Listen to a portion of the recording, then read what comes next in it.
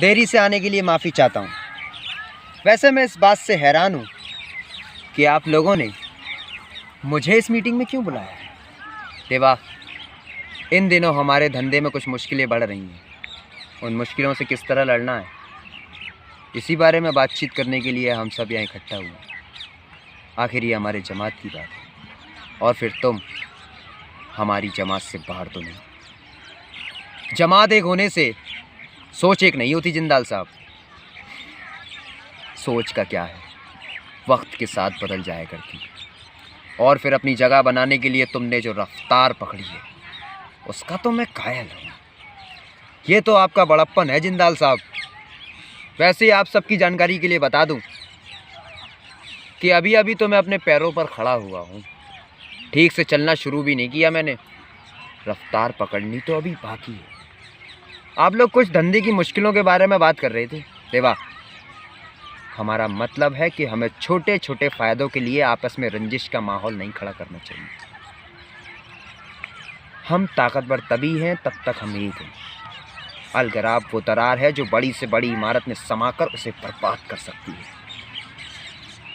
हमें एक होकर, एकजुट होकर अपने दुश्मन से लड़ना है, और हमारा दुश्मन है कानून।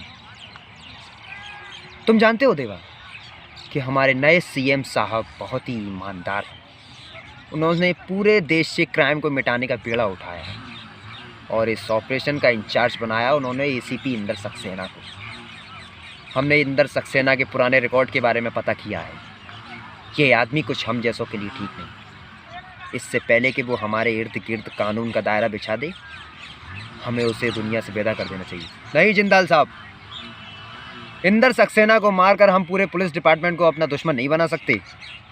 फिर ये बात तो सभी जानते हैं कि कोई भी पुलिस ऑफिसर ज़्यादा दिन तक सच्चाई और ईमानदारी का बेड़ा नहीं उठा सकता। मेरे हिसाब से उसे 3 महीने का वक्त देना चाहिए। ठीक है देवा,